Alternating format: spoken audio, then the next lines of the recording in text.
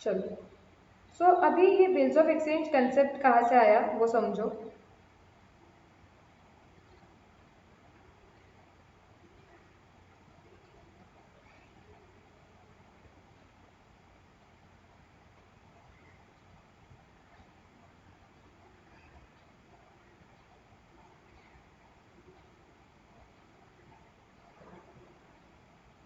सो यहाँ पे बेसिकली क्या होता था कि सपोज एक बंदा है, ये है Ayush suppose,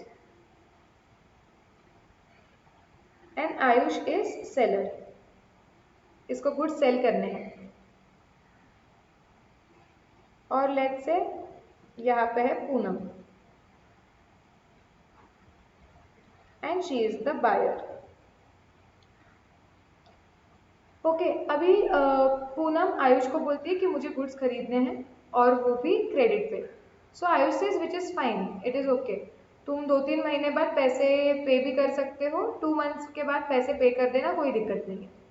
so this type of transaction we know that is credit transaction, ऐसे उधारी वाले ट्रांजैक्शन होते ही। बट अभी इमेजिन करो कि अगर ऐसा कोई सिचुएशन आ गया कि पूनम बोल रही है आयुष को कि मुझे गुड्स खरीदने हैं, लेट्स से कुछ 20,000 के उधारी पे, क्रेडिट पे। अब now Ayush is actually not in the position to give credit, क्योंकि आयुष बोल रहा है यार 2 महीने का अगर मैं क्रेडिट दूंगा तो मुझे 2 महीने बाद पैसे आएंगे, लेकिन मुझे पैसों की ज़रूरत है। ओके, सो आयुष अभी पोजीशन में नहीं है क्रेडिट देने के लिए, but now Ayush is feeling very sad. Okay, so Ayush का फेस हो गया है ऐसे, सैड। वाई? बिकॉज अगर वो क्रेडिट नहीं देगा, ऐसे बहुत सारे कस्टमर्स आएंगे जो बोलेंगे कि हमको क्रेडिट चाहिए, लेकिन अगर आयुष क्रेडिट नहीं दे पाएगा क्योंकि उसे पैसों की ज़रूरत है, तो फिर उसका बिजनेस कैसे होगा? जो आने वाले पैसे 2 महीने बाद वो भी नहीं आएंगे, बिकॉज वो गुड्स बेच ही नहीं रहा है। So now is sad because of 2 reasons primarily. एक रीज़न कि he needs immediately money, he needs money immediately,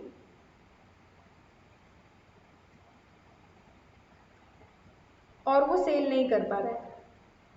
okay, दूसरा सिचुएशन एक ऐसे हुआ था कि पूनम उसको बोलती है अरे लेकिन I will pay you after 2 months, लेकिन आयुष ये सुनने के बाद और एक बार सैड हो गया। और वो भी क्यों? क्योंकि लास्ट टाइम आयुष के साथ धोखा हुआ था। लास्ट टाइम कोई तो इसके पास से भूषण आया था, गुड्स बाय करके लेके गया, बोला मैं 2 महीने बाद पैसे दूंगा, and Bhushan did not give money only. So now Ayush फिर कोर्ट में गया और आयुष ने बोला कि देखो ये भूषण ने मुझसे गुड्स खरीदे थे और इसने मुझे कुछ दिया ही नहीं पैसे। तो भूषण बोलेगा कौन तू, कौन से गुड्स, मैंने तो कुछ खरीदे ही नहीं थे। तो आयुष ने बोला देखिए ऐसा बिल बनाया था, लेकिन बिल पे कुछ नाम वगैरह कुछ लिखा ही नहीं था, suppose. So in that case now Ayush को प्रॉब्लम क्या होता है कि जब वो गुड्स क्रेडिट पे सेल करता है ना, तो उसे ये प्रॉब्लम आता है कि कुछ तो डॉक्यूमेंटरी एविडेंस चाहिए अच्छा वाला, जहाँ पे भूषण खुद बोले कि हाँ भाई मुझे पैसा देना है, मुझे ये मंजूर है, ताकि आगे जाके आयुष को ऐसा धोखा ना मिले। Okay, so Ayush also wants some evidence ना,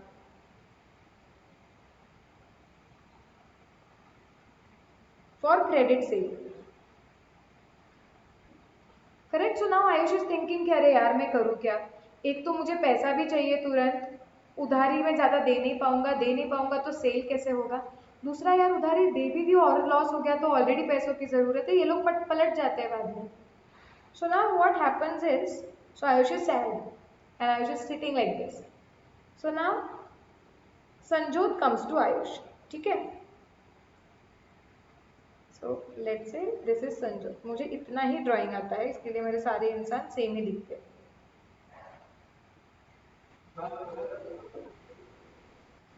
जाने दो, मैंने नाम लिख दिया। So now Sanjot is saying to Ayush क्या हुआ भाई, इतना उदास क्यों बैठा है तू? सो आयुष से देखना यार ऐसा ऐसा प्रॉब्लम हो रहा है, तो अब मैं क्या करूँ? सो संजोत से यार एक काम करते हैं, व्हाट विल डू इज हम एक डॉक्यूमेंट बनाते हैं। सेकंड वाला प्रॉब्लम का तो सोल्यूशन मुझे इजी लग रहा है कि हम भूषण से लिखवा के ले लेते हैं, मतलब अभी भूषण नहीं है, अभी पूनम, तो हम पूनम से लिखवा के ले लेते हैं कि she is suppose to pay us, give us money after 2 months, that is 20,000। So at least will have the documentary evidence. And what we can do is हम और एक चीज कर सकते हैं कि इसे लीगल लीगल प्रॉपर पूनम से साइन वगैरह करवा के स्टैम्प लगा के स्टैम्प ड्यूटी पे करके स्टैम्प खरीद के स्टैम्प लगवा देते तो ये लीगल डॉक्यूमेंट हो जाएगा। एंड देन हम एक काम भी कर सकते हैं, we can go to banks and financial institutions और उन्हें बोल सकते हैं कि I have this legal document, जहाँ पे सामने वाला बंदा बोल रहा है कि 2 महीने बाद मैं आपको पैसे दूंगा। And we can ask bank, आप बस एक काम कर लो कि आप हमें तुरंत पैसे दे दो, हमें पैसों की ज़रूरत है, एंड हमें लीगल डॉक्यूमेंट बैंक को दे देंगे। हमारा जो अधिकार है कि पैसे मिलना 2 महीने बाद, वो हम बैंक को दे देंगे। Bank probably can wait for 2 months और बैंक को बोलेंगे आपके सर्विस के लिए आपको जो छोटे मोटे पैसे काटने हैं वो काट लो। सो अभी आयुष सैड से हो गया है हैप्पी, बिकॉज नाउ नीचे का सैड भी निकालना पड़ेगा ना। हाँ, बिकॉज नाउ आयुष को सोल्यूशन मिल गया है कि उसे तुरंत भी पैसे मिल सकते हैं अभी। ओके, उसका लिक्विडिटी वाला इशू चला गया, उसका सेल भी हो जाएगा, और सेकेंडली नाउ उसको धोखा भी नहीं होगा because now is got that documentary evidence. Okay, so now Ayush as per guidance of Sanjot, since Sanjot ने 12th स्टैंडर्ड में अभी अभी ये चैप्टर पढ़ा है, सो ही मेक्स दिस डॉक्यूमेंट। ठीक है, और आयुष इस डॉक्यूमेंट में लिखता है कि 2 months फ्रॉम टुडे पे टू मी, मुझे, और हुएवर आई ऑर्डर, या जिसे मैं बोलूंगा उसे, a sum of ₹20,000, why, for the value received, because तुमने 20,000 के गुड्स रिसीव किए हैं। So for that I am ordering you that you pay 2 months from today you will pay me और my order a sum of ₹20,000। Okay, और ये document लेके वो पूनम के पास जाता है और पूनम को बोलता है कि मैं उधारी पे देने के लिए तैयार हूँ, बट अगर आपका नीयत साफ है, if your intentions are not bad, then you should accept this document, you should sign it. हम उस पर एक लीगल स्टैम्प लगा देते हैं।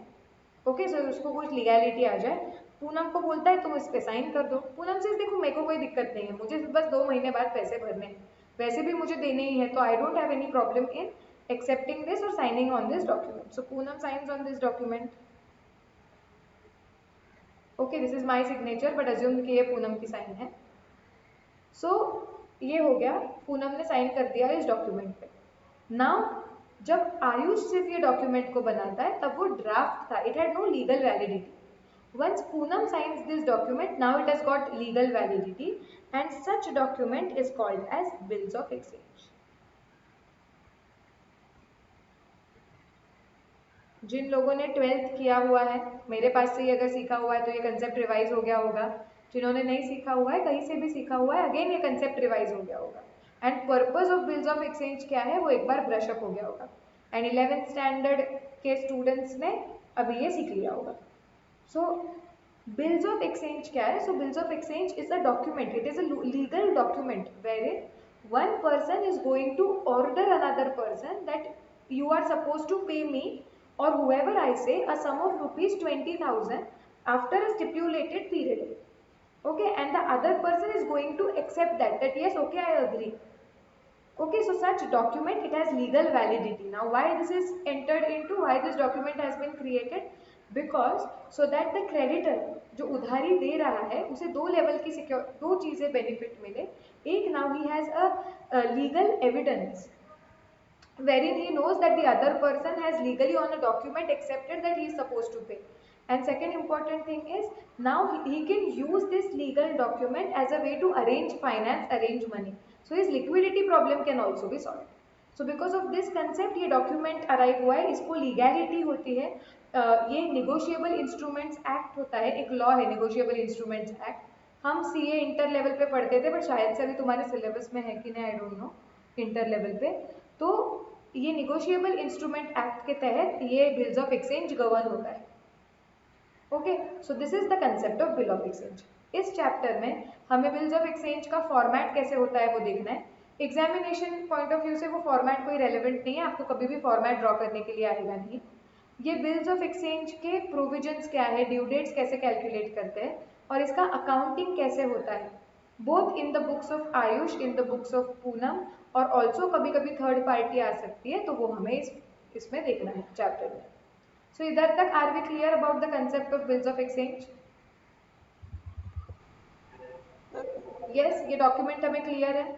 ओके इतना लिख लो, ये ड्रॉ कर लो। यहाँ पे actually if you even if you do not draw Sanjot it is okay.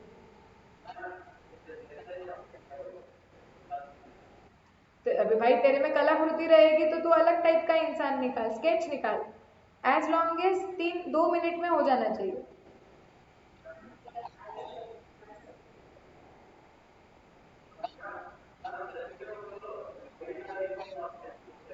तो ऐसे ही निकालना। वैसे भी क्या आने वाला है फिर तुझे ड्रॉ करने के लिए अलग।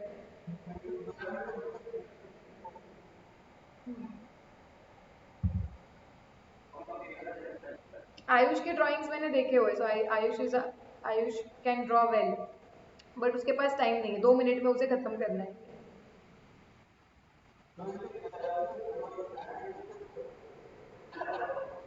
हाँ एकदम। पूनम हैप्पी हो गया ना अभी, वो फेस सैड नहीं रहा।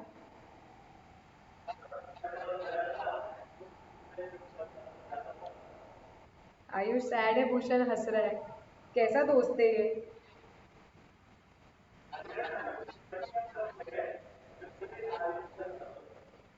संजोत देखो उसको सैड दिखा, उसने गाइडेंस दिया उसको कि भाई उदास मत रहो जीवन में।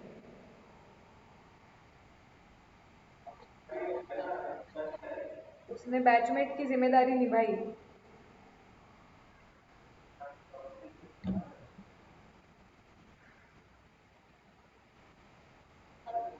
डन, सबका हो गया।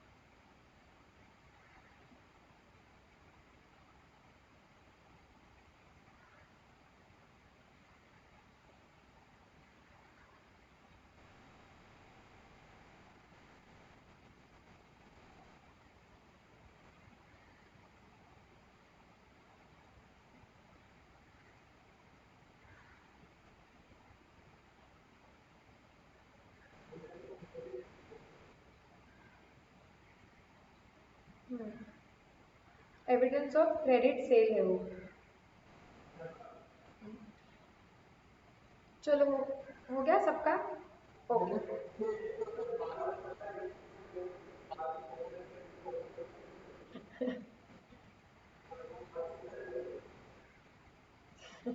चलो नाउ लेट्स अंडरस्टैंड। क्या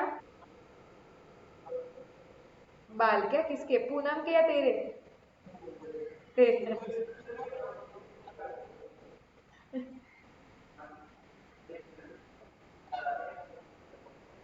अरे इसका क्या फोटो ले रहा है अभी तू।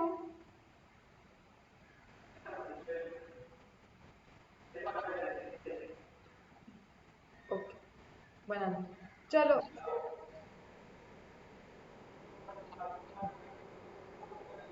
तू भेजता ही जानबूझ के उल्टा है।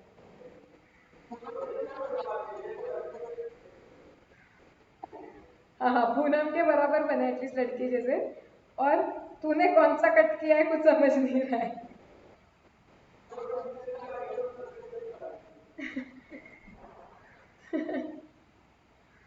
चलो।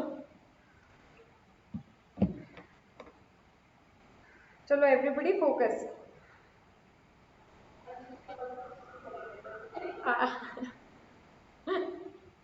आयुष ने एकदम हेयर स्टाइल मारा है अलग टाइप का। अभी हाँ चलो चलो फोकस करो अभी। यहाँ पे आयुष के लिए, पूनम के लिए देर इज सम टर्मिनोलॉजी, मतलब जो बंदा बिल ऑफ एक्सचेंज को बनाता है, ओके जो सामने वाले को ऑर्डर देने वाला है, उसको हम बोलते हैं ड्रॉवर। जो बंदा डेटर है, okay, the person who is suppose to actually pay, जो बिल को एक्सेप्ट करता है, the person who makes the bill, जो बिल को बनाता है और सामने वाले को ऑर्डर देता है, वो होता है ड्रॉवर। ओके, एक सेकेंड ना, आई डोंट नो क्यों डिस्कनेक्ट हो गया।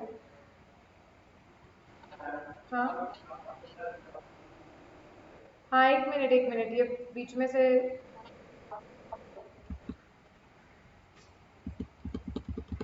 क्यों पता नहीं मुझे। अब देखो हो रहा है क्या बराबर से?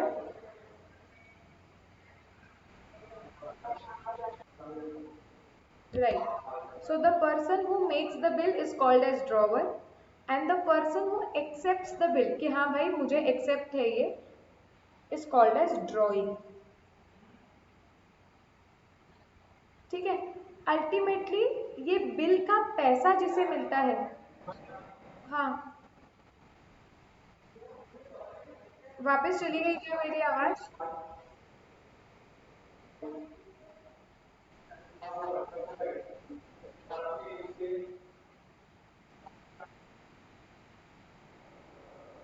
कुछ नहीं, बस कि हर एक पार्टीज का नाम, मतलब हर एक पार्टी को क्या बोलते हैं, जो बिल बनाता है उसे क्या बोलते हैं, जो एक्सेप्ट करता है उसे क्या बोलते हैं।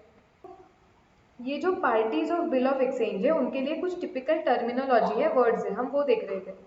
सो जो बंदा बिल बनाता है उसे बोलते हैं ड्रॉवर, जो बिल को एक्सेप्ट करता है उसे बोलते हैं ड्रॉइंग।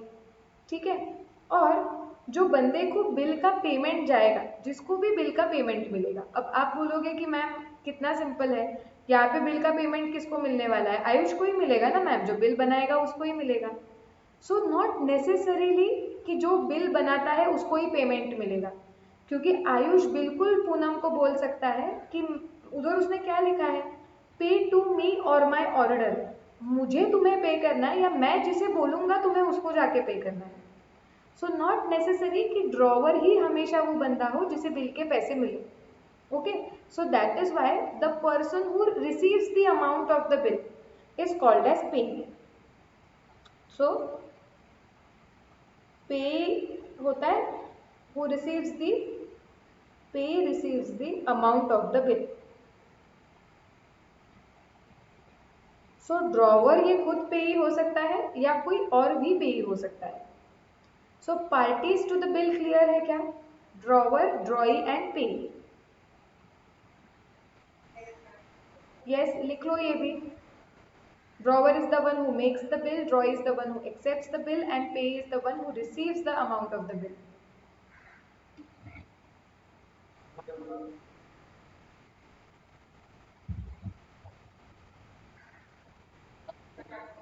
Then okay, चलो।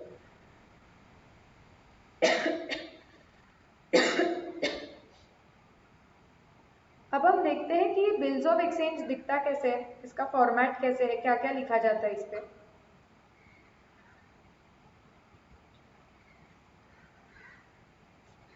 फॉरेन बिल का फॉर्मेट दिया है, ठीक है।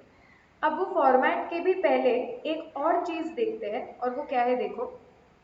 Sometimes it may happen that a bill of exchange is drawn from a foreign trade operation. Such a bill is known as a foreign bill of exchange. So what is a foreign bill of exchange? A foreign bill of exchange is one which is drawn in one country and it is payable in another. तो जब bill एक country में draw होता है, मतलब drawer एक country में वो बिल को ड्रॉ करता है, लेकिन वो पेएबल है कोई दूसरे कंट्री में, तो उसे बोलते हैं foreign bill of exchange. So foreign bill of exchange तब बोला जाएगा कि जब वो एक कंट्री में ड्रॉ हुआ है लेकिन वो पेएबल है कोई दूसरे कंट्री में ही। तो ऐसा बिल अगर आपको दिख रहा है तो उसे फॉरेन बिल ऑफ एक्सचेंज बोलते हैं। ठीक है, it is generally drawn up in triplicate. Triplicate मतलब 3 कॉपीज में वो बिल बनाया जाता है, where in each copy is sent by separate post. अलग अलग पोस्ट से भेजी जाती है 3 copy, so that at least one copy reaches the intended party. Payment will be made only on one of the copies, and when such payment is made, other copies become useless. Okay, so हमें bill of exchange का एक उन्होंने format दिया है। हाँ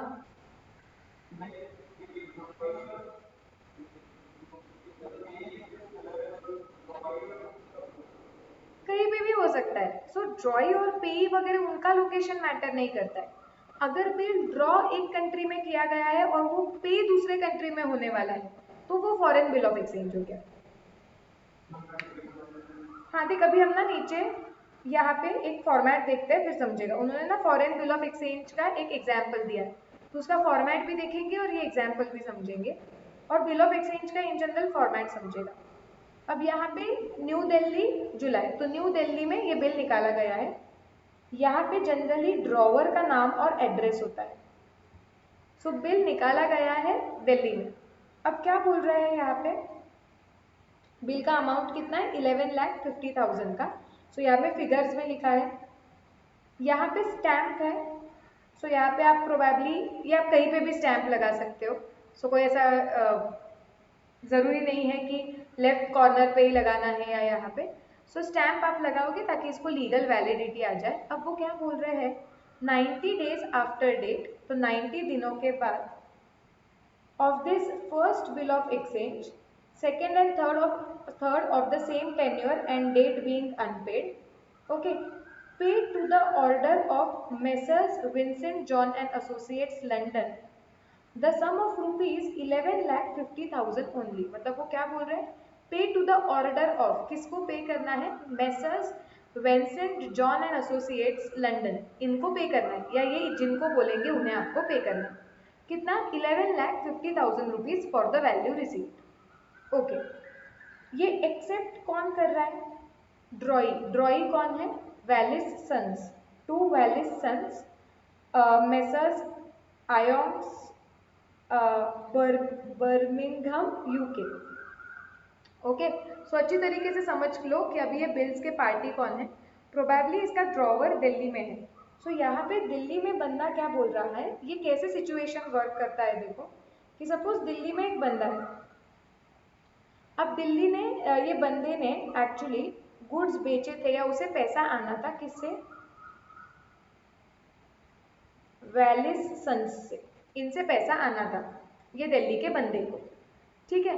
और ये जो दिल्ली का बंदा है उसे ऑलरेडी किसी को पैसे देने हैं, किसको पैसे देने हैं, messrs Vincent John and associates. तो अभी ये दिल्ली के बंदे ने क्या बोला कि see I am suppose to receive money from you, और आप वैसे भी यूके में हो, and I also have to pay money to somebody in UK only. तो हम एक काम कर लेते हैं, आप डायरेक्टली पैसे उसे दे देना। तो इसके लिए मैं एक बिल बनाता हूँ जो इंडिया में ड्रॉ हुआ है वो बिल, लेकिन वो बिल का पेमेंट रिसीव होने वाला है कहाँ पे, अब्रॉड में, दैट इज यूके में। ओके, यहाँ पे ड्रॉई भी यूके का ही है। तो यहाँ पे बिल में लिखा गया है कि 90 दिन बाद पे टू द ऑर्डर ऑफ, आपको किसको पे करना है, विंसेंट जॉन को आपको पे करना है, कितना, 11,50,000। ये हम आपको ऑर्डर दे रहे हैं, तो ये ड्रॉवर है। तो ड्रॉई ये बिल को एक्सेप्ट कर लेगा और ड्रॉई बोलेगा ठीक है, I was suppose to anyway pay you money, मेरा क्या जाता है, तुम ही बोल रहे हो इसको पे करो तो आई पे। तो ये वैलिस एंड सन उसे एक्सेप्ट कर लेगा ये बिल को और इसे साइन कर देगा। सो यहाँ पे बिल निकाला गया है दिल्ली में, लेकिन इसका पेमेंट रिसीव होने वाला है दूसरे कंट्री में, that is UK. Okay, so that this is the example of a foreign bill. Are we clear now?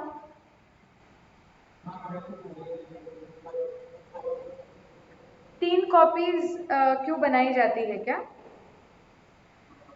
हाँ, क्योंकि प्रोबेबली ऐसे होता होगा उस टाइम पे कि अगर आप ये भेज रहे हो पोस्ट से और सामने वाले बंदे तक पहुंचे ही नहीं, तो वो तो सेफर साइड वो लोग तीन अलग अलग पोस्ट से भेजते थे कि एटलीस्ट एक तो पहुंचे, और अगर एक पहुंच गई तो वो साइन हो जाएगी। सामने वाला भी एक ही बिल पे साइन करेगा ना, सामने वाले को तीनों मिल गई तो वो बाकी दो पे क्यों साइन करेगा। सो बाकी के दो यूजलेस हो जाएंगे उस केस में और वो एक ही बिल साइन हो जाएगा। तो वापस भेजो,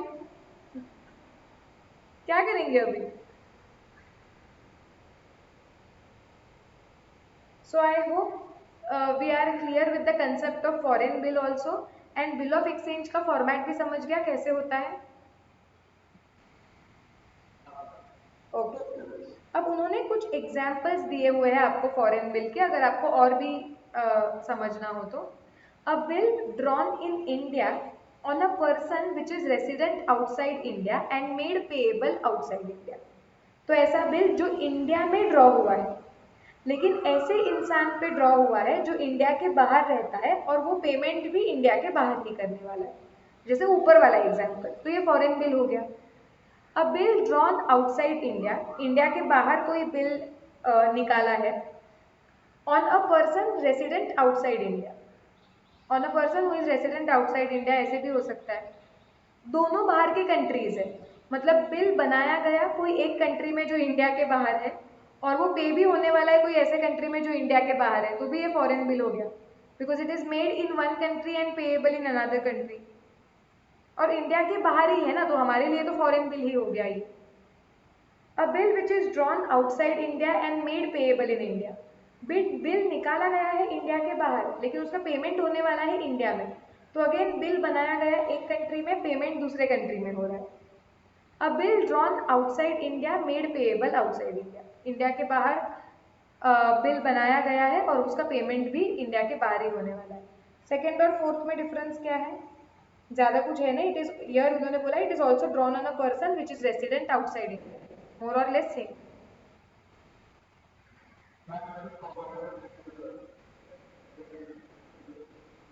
क्या फॉर्मेट ऑफ बिल? हाँ ऐसे ही सिमिलर होता है, और हमें कुछ याद रखने की जरूरत नहीं है क्योंकि हमें कोई एग्जाम में मोस्टली इसे ड्रॉ करने के लिए बोलते नहीं है, बिकॉज सीए कोर्स में they are not going to more check your memory, they are going to check your concept. नहीं नहीं ऐसे नहीं, थोड़ा बहुत चेंज होगा अभी। हम्म, ठीक है, तो बिल ऑफ एक्सचेंज का कंसेप्ट क्लियर है, फॉरेन बिल क्या होता है वो क्लियर है, और फॉर्मेट क्लियर है क्या?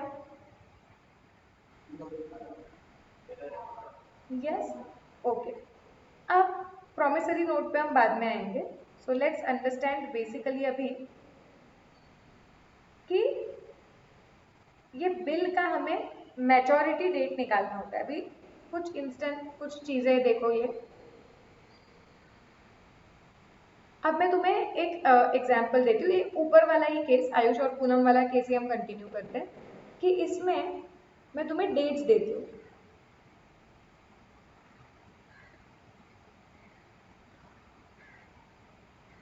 डेट ऑफ सेल है, सेल हुआ था let's say 1 April 2020, okay. Bill बनाया गया ड्राफ्ट, सेम दिन पे आयुष ने बना दिया बिल 1 अप्रैल, उसने ये बिल पूनम को सेंड किया, पूनम ने उसको एक्सेप्ट कर दिया, सो बिल का एक्सेप्टेंस हुआ है 10 अप्रैल को, और पूनम ने ये बिल भेज दिया वापस आयुष के पास, ओके। और बिल में लिखा गया था कि पेमेंट होना चाहिए, so term of the bill, term of the bill मतलब बिल में कितना पीरियड अलाउड किया है क्रेडिट का, तो बोला है 2 मंथ्स,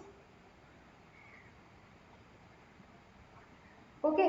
सो भूषण अगर मैं आपको बोलती हूँ ये सारे इंफॉर्मेशन दिए, तो मुझे बताओ कौन सी डेट पे पूनम पैसा देगी?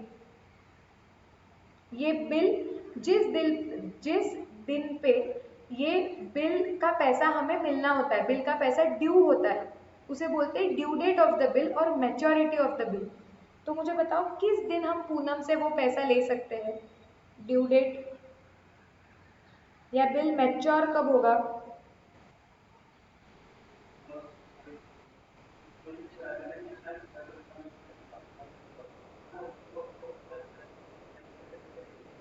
दो महीने के पहले नहीं, 2 मंथ्स के बाद देने, 2 मंथ्स के बाद देने हैं, 2 मंथ्स के पहले नहीं।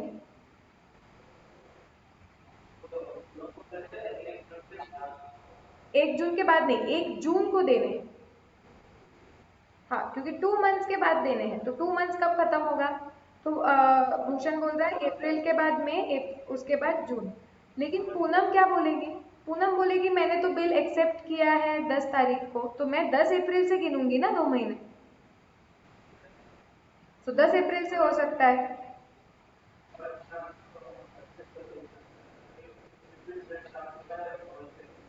अगेन तो ये ओपन मुद्दा रहा ना, यहाँ पे डिस्प्यूट हो सकता है, आयुष को जल्दी पैसे चाहिए, इसलिए आयुष बोल सकता है कि अरे लेकिन बिल तो 1 अप्रैल को ड्रॉ हुआ है, मुझे 1 अप्रैल से 2 महीने बाद चाहिए, क्योंकि मैंने तो दिमाग में लिखा था 1 अप्रैल के दिन से 2 महीने। पूनम बोलेगी अरे मैंने एक्सेप्ट 10 अप्रैल को किया है, तो मेरे हिसाब से तो काउंटिंग 10 अप्रैल के बाद हुआ। सो ऐसा डिस्प्यूट हो सकता है। इसके लिए बिल मैच्योर कब होता है, कब हम पूनम से पैसा ड्रॉवर डिमांड कर सकता है, इसके लिए कुछ रूल्स है। ओके, सो हम सीखेंगे कि बिल का ड्यू डेट कैसे कैलकुलेट होता है। उसके लिए पहले तुम्हें देखना पड़ेगा कि ये bill of exchange after date है या आफ्टर साइट है। तो तुम्हें क्या देखना पड़ेगा कि तुम्हारा बिल ऑफ एक्सचेंज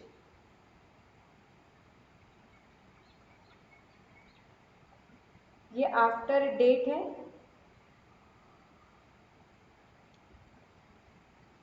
या आफ्टर साइट है। इसका मतलब क्या, अगर बिल ऑफ एक्सचेंज पे आफ्टर डेट लिखा है, इसका मतलब होता है कि आपको बिल का जो पीरियड है, so you will calculate the term of the bill, bill का पीरियड ये कैलकुलेट होता है from the date of bill.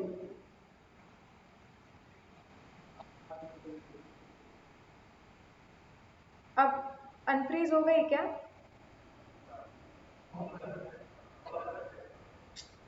अरे यार, ठीक है, एक काम करते हैं कि आफ्टर साइट वाला at least after date after site का कंसेप्ट खत्म करते हैं, फिर देखते हैं। समझ में आ रहा है ना मैं जो बोल रही हूँ?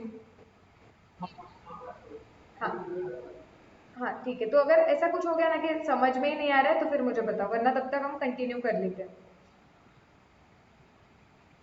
ओके, सो अगर बिल पे ये लिखा गया है कि टर्म ऑफ बिल, ये बिल के डेट से कैलकुलेट होगा, मतलब जिस दिन बिल बनाया, अगर आप उस दिन से बिल का पीरियड गिनना चालू करने वाले हो, तो वैसे बिल को बोलते हैं आफ्टर डेट बिल।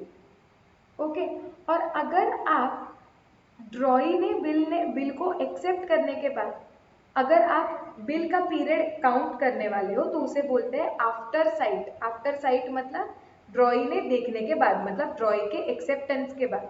अगर आप ड्रॉई के एक्सेप्टेंस के बाद बिल का पीरियड गिनना चालू करोगे तो उसे बोलते हैं after site bill. So here term of bill is calculated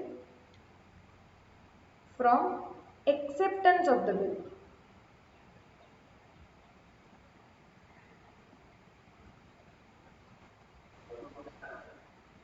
हाँ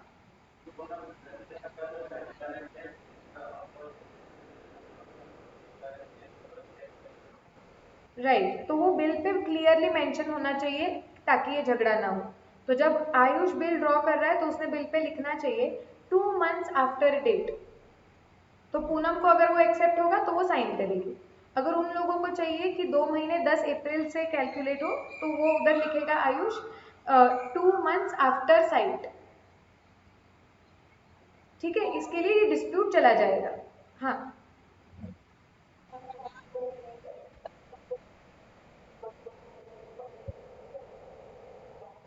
hmm 12th acceptance date, acceptance date. So after site का, हाँ,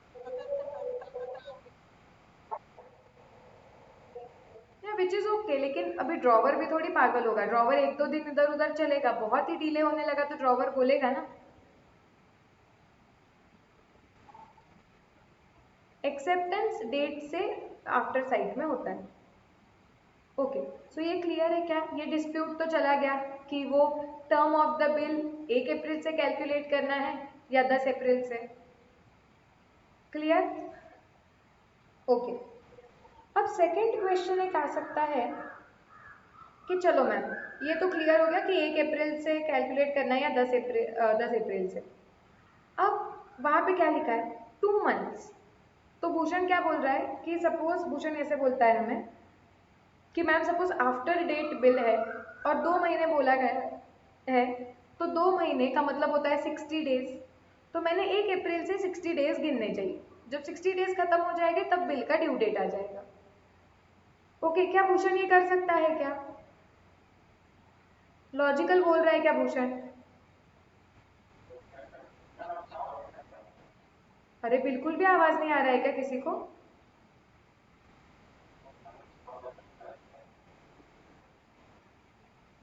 ठीक है, एक काम करते हैं तो फिर, अगर इतना ही डिस्टरबेंस हो रहा है, नया चैप इन लोगों को तो आवाज भी नहीं जा रहा है बोल रहे। Sanjot Karen, what is the status? Can am I audible? Can you see me? Yes. हाँ, तो मैं ये बोल रही थी कि भूषण, क्या तुझे ये तो समझ गया है कि बिल आफ्टर डेट है, आफ्टर साइट, उस हिसाब से कैलकुलेशन करना है। तो सपोज बिल आफ्टर डेट है, तो तूने 1 अप्रैल से गिनना चालू किया। तूने क्या बोला कि 1 अप्रैल को बिल निकाला है ना, और 2 महीने का बिल पीरियड दिया है, तो 1 अप्रैल से इन शॉर्ट 60 डेज बाद पूनम को पैसे देने हैं। तो ड्यू डेट कैलकुलेट करते वक्त तूने 1 अप्रैल के बाद 60 डेज कैलकुलेट किए, गिने। ओके, और बोला कि अभी पैसे मिलने चाहिए। तो क्या भूषण ये करने में लॉजिकली गलत है या ठीक है, कोई फर्क नहीं पड़ता है?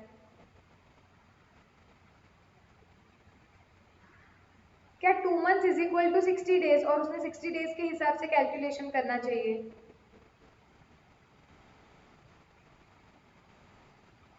बताओ।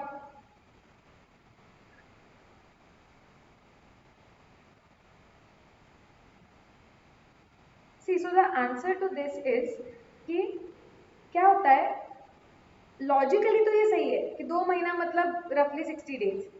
हाउएवर कभी कोई महीने में 30 डेज होते हैं, किसी में 31 डेज होते हैं, तो फिर वो 60 डेज का वापस से कैलकुलेशन का प्रॉब्लम हो सकता है, उसमें झगड़ा हो सकता है। इसके लिए क्लियरली ये रूल बनाया है कि अगर बिल में डेज में लिखा है, बिल में अगर पीरियड डेज में लिखा गया है, तो आप डेज गिनो। अगर पीरियड मंथ्स में लिखा गया है, तो मस्ती करके वो मंथ्स को डेज में कन्वर्ट मत करो। आपको directly month to month jump मारना है। इधर मंथ में लिखा है ना, तो 2 महीने मतलब 60 डेज, ऐसा बिल्कुल करने की जरूरत नहीं है। डायरेक्टली एक सेकेंड, डायरेक्टली 1 अप्रैल से 2 महीने गिनो। 1 अप्रैल से 1 मई, 1 मई से 1 जून, 2 महीना खत्म। इसको अननेसेसरीली 60 डेज में यू शुड नॉट कन्वर्ट। अगर डेज में दिया है तो calculation will be in days, अगर मंथ्स में दिया है then the calculation will be in months.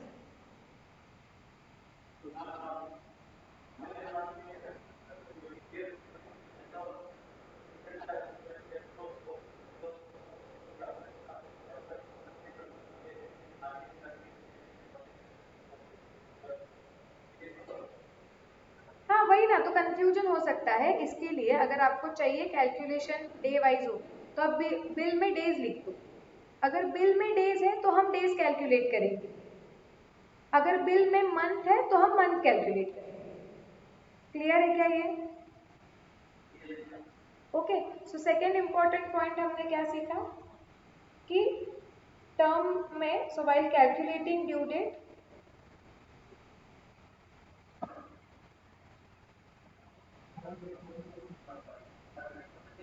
मैं लिखवा के देती हूँ, 2 मिनट मैं इतना लिखती हूँ, फिर तुम साथ में लिखो। अभी क्या है, so while calculating due date, if period is in months, then हम लिखेंगे calculation should be month wise. Month wise ही कैलकुलेशन करना है, direct month to month jump मारना है। लेकिन if the period of is in days, अगर period days में है, तो उस केस में फिर आप कैलकुलेशन 60 डेज गिनते बैठो।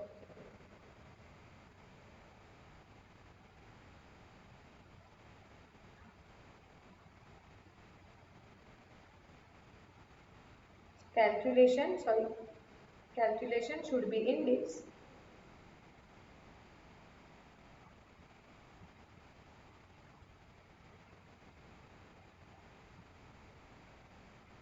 क्लियर है क्या? हाँ,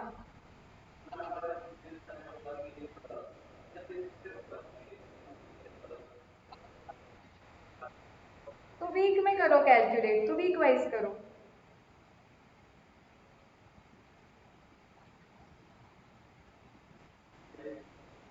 ये दो चीजें, दोनों चीजें लिख लो, ये ऊपर का example if you want and this two things.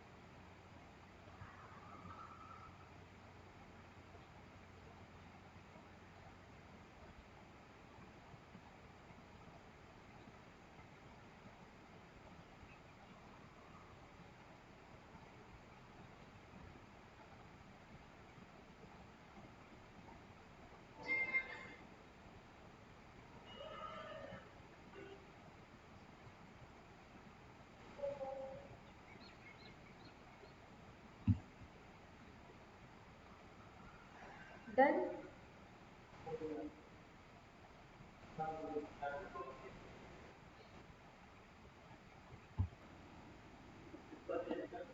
चलो, लेट्स गो अहेड। अब हम कैलकुलेट करके देखते हैं। अब मैं दिखाती हूँ कि डे वाइज कैलकुलेशन कैसे होता है और मंथ वाइज कैलकुलेशन कैसे होता है। ठीक है, तो सपोज कुछ एग्जांपल्स लेते हैं हम यहाँ पे।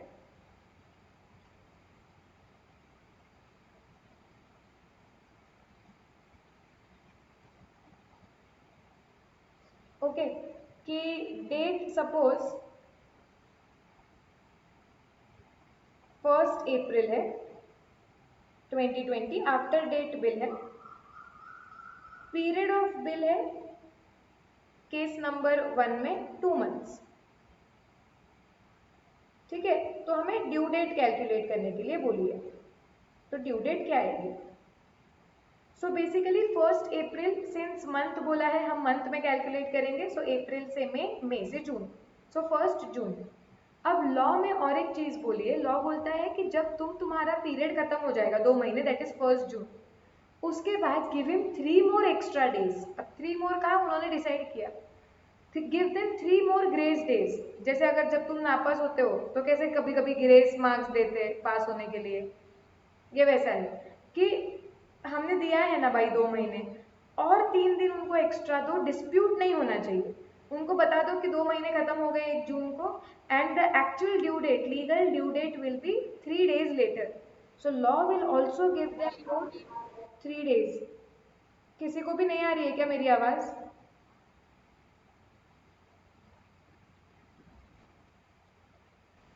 हाँ, आवाज नहीं आ रही है? अरे यार, हाँ ठीक है। पता नहीं, शायद से नेटवर्क इशू है आज बहुत सारा, बारिश की वजह से। Let's do one thing, let's stop here. एक तो कंसेप्ट कर रहे हैं, उसमें 100 बार बीच बीच में ये नहीं हो रहा तो प्रॉब्लम हो जाता है। ठीक है, let's stop here for today. Tomorrow what will do is will continue from this concept. ठीक है।